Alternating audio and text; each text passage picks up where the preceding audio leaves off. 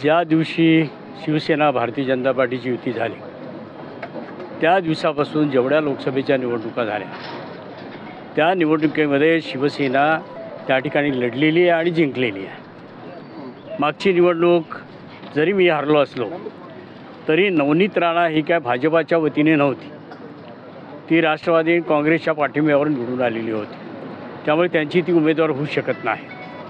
हा दावा करणं म्हणजे खऱ्या अर्थाने युती धर्माला कुठेतरी आपण तिलांजली देतो असा अर्थ निघतो। एका बाजूला हायकोर्टामध्ये ती पूर्णपणे जातीच्या दाखल्यावर हारलेली आहे, दुसऱ्या बाजूला ही केस सुप्रीम कोर्टामध्ये सुद्धा आर्ग्युमेंट झालं आहे, फक्त ऑर्डर बाकी आहे। अशा परिस्थितीमध्ये अशा प्रकारचा दावा करणं, त्या पलीकडे ज्या अमरावती जिल्ह्यामध्ये मी सातत्याने जात असतो, प्रामुख्याने भारतीय जनता पार्टीचे सगळे पदाधिकारी आणि कार्यकर्ते हे नवनीत राणाच्या आत्तापर्यंतच्या वागण्याच्या विरोधी आहेत, कडाडून विरोध करतायत। तिला उमेदवारी दिली तर आम्ही त्या ठिकाणी काम करणार नाही असे जाहीरपणे बोलत आहेत किंवा वरिष्ठांना निवेदन देत आहेत। अशा परिस्थितीमध्ये कुठल्याही क्षणाला सुप्रीम कोर्टाचे ऑर्डर येईल ते हरणार आहे आणि राजकारणातून बाद होणार आहे हे माहिती असताना कशाचे जीवावर आमचे माननीय देवेंद्र फडणवीस हे स्टेटमेंट करतात हे मला काही कळलेले नाही। आम्ही निश्चित त्यांना एक महत्त्व देतो, रिस्पेक्ट करतो, पण याचा अर्थ अजूनही बोलणी पूर्ण व्हायची आहेत आणि जी गोष्ट होऊ शकत नाही, जी करायची नाही, युती धर्माला पटणारी नाही, हे बोलणं खऱ्या अर्थाने योग्य नव्हतं। परंतु आमचा दावा मात्र हा आहे, ही जागा आमची शिवसेनेची आहे, ती आम्ही लढत आलेलो आहे, आजसुद्धा लढणार, कारण आम्ही त्या नियमाप्रमाणे जे काही युती धर्माचा नियम आहे त्याप्रमाणे आम्ही वागतोय। रवी राणा यांनी देखील मुख्यमंत्री भेटीसाठी वेळ मागितलेली आहे, काल देखील ते येणार होते, मात्र कुठेतरी हा वाद आता संपणार आहे, मला गेलेलं दिसतच आहे, पण हा संपणार आहे जागेवरती आजही तुम्ही कायम हेच करणार आहात? जागा आमची आहे, आम्ही कायम दावा करणार ना।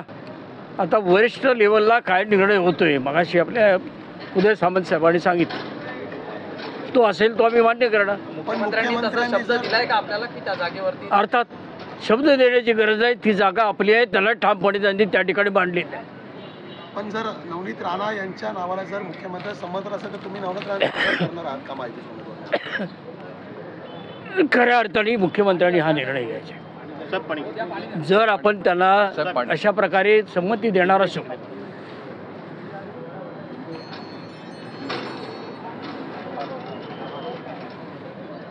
तर त्यांनी पर्याय व्यवस्था करतील, काही ना काही त्या ठिकाणी आपल्याला निर्णय तर घ्यावा लागेल, कारण आता बरेच दिवस झालं रेकडलेलं आहे।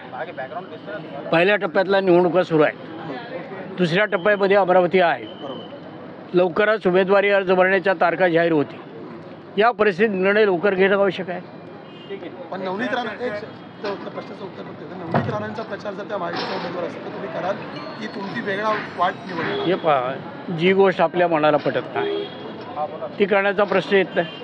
ज्या पद्धतीने शेतकऱ्यांनी त्यांचा भूमिका ठाम केलेली आहे की मी अपक्ष लढवणार तर लढवणारच, तसं तुमचं काही मत आहे का की अपक्ष लढवण्यासंदर्भात? आता काय झालं, जोपर्यंत ही युतीची फायनल मिटिंग होत नाही आणि काही निर्णयाप्रती येत नाही तोपर्यंत आपण निर्णय घेणं योग्य नाही, कारण मी एक सिनियर नेता आहे या शिवसेनेचा आणि युती धर्म पाळणाऱ्यापैकी मी आहे, त्यामुळे जोपर्यंत निर्णय येत नाही की आता हे होत नाही, हे होतं आहे किंवा होणार नाही, त्यावेळी तोही निर्णय आपल्याला घेणं गरजेचं आहे।